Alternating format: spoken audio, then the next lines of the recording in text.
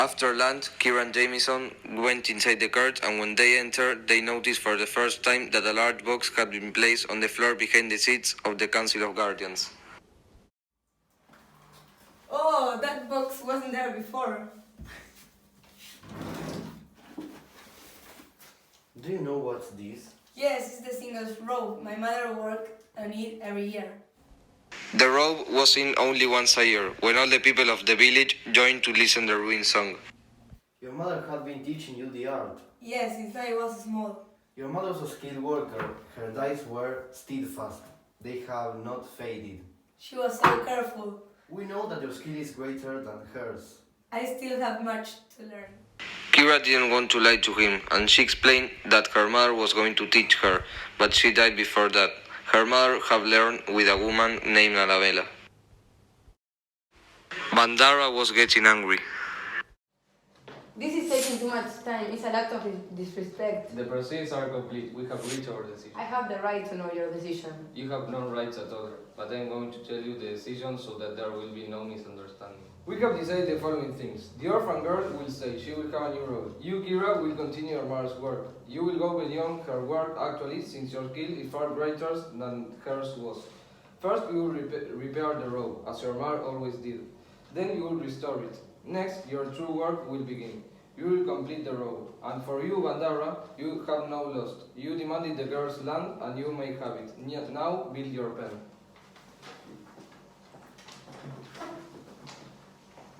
Now bring your things here, and you, from now on, you will live here. Bandara goes out of the cart.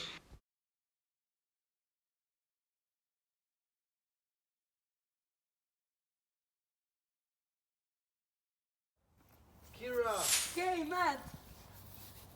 I saw Bandara very angry in the council edifice. Yes, finally the judge gave her my land. Where are you going to live now? I don't know, they told me to bring my things here, but they are not much because of the fire. I took something from your coat before the fire. I can bring it here before the bell rings 4 times.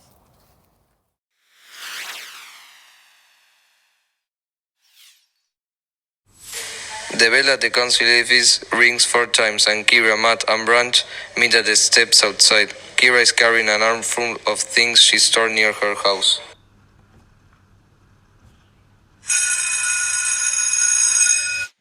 I have some things I saved from the fire. Do you want me to carry that to the edifice? Yes, sure, but I don't know if you can come inside with me to the edifice. Let me ask.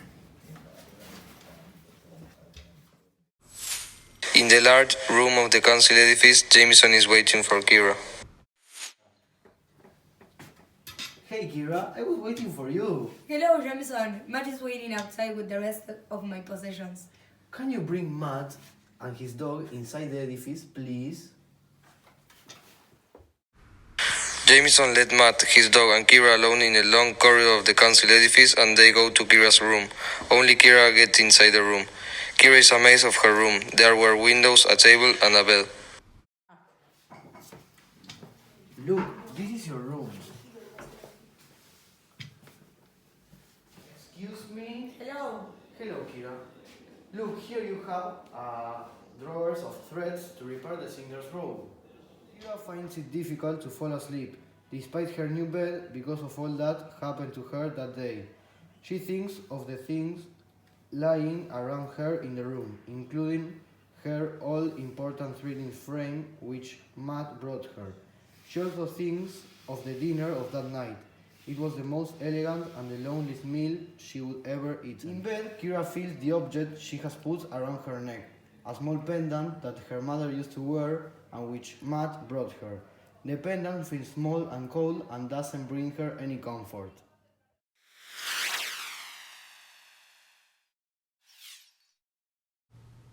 Usually at waking, Kira and her mother had walked to a stream. Here, she supposed the green tea room took its place, but Kira was nervous about the room. So then, Kira entered to the room and saw hot water. Jameson suggests her to wash Matt or his clothes there. I saw hot water. Look, it must be for cooking. Why don't you use that water for washing mat or your clothes? Here I can't because clothes won't dry.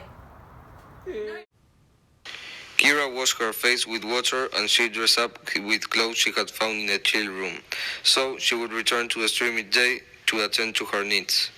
Then, when Kira left the room, a man appeared in the corridor. Are you Kira the Feather? Yes, are you Thomas the gardener? Yes, my name is Thomas. I also live here. Thomas showed Kira his room. It was as Kira's. Look, Kira, this is my room. Oh, we have the same room. Kira asked him about the cooking water and the tube, and then they start talking about life.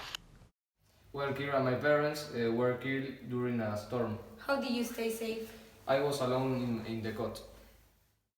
Then Thomas told her that some guardians told him about his parents' death and took him to the council edifice.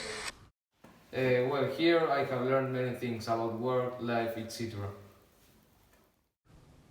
Then Thomas told Kira he had to go to visit his mother's sister that had a new tyke, and he showed Kira a gift for the tyke. Well, Kira, goodbye. Bye. After lunch, Jameson went to Kira's room. Kira wanted to start with the singer's row work, but she was afraid to start. Then she took the row. Despite that, Jameson asked her about the room and the comfortability. Did you sleep well? Did they brought you food? Yes, it was everything okay. Do you have everything you need? I haven't looked yet. Then they start talking about the row. Some parts of the row weren't colored. It's not color. You said your mother had been teaching you to dye. I still have much to learn. Well, I will send you with Annabella. She's a woman that lives far in the woods. After that, Jameson told Kira that she had a lot of time because the rain song was in autumn. When Jameson left the room, Kira thought that on the next day she would find Annabella.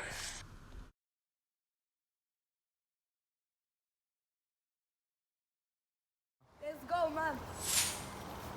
Remember what Jameson said. We will be safe as long as we stay in the bath. Because the woods is full of fire. I had a father. He was a fine hunter, but he was taken by beasts. She lifted the rock pendant from the neck of her ship. See this? My father made it as a gift for my mother. A gift? A gift is when you care about someone and give them something special. Wow, in the film we don't have that. It was a long journey for Kira, dragging her twisted leg, and finally they arrived.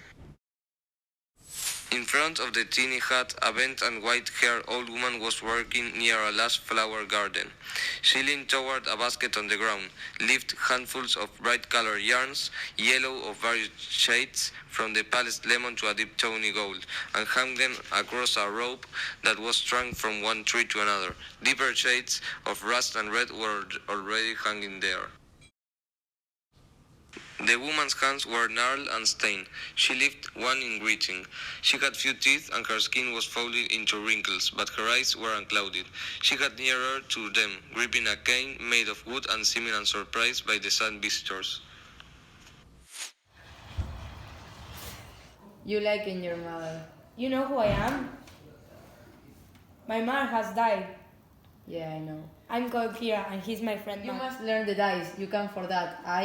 Your mom did, and she was to teach you. There wasn't time, and now they want me to know it all and do the work. You must come every day. You must learn all the plants and all the colors, as your mom did when she was a girl. I will, I promise. Annabella was told that Kira had the knowledge in her fingers. Annabella told Kira that to use the knowledge of threading, she must learn the making of the jades, when to sand the iron pot, how to bloom the colors, and how to bleed. Matt and I must go, or it will become dark before we are back. Okay. Can you make blue and yellow? You need wool to do it. Gather fresh leaves from the first year's growth of the wall, and soft rainwater. That makes the blue. Most people can do it, but I couldn't. Who be others? I near could make it, but some have blue on that.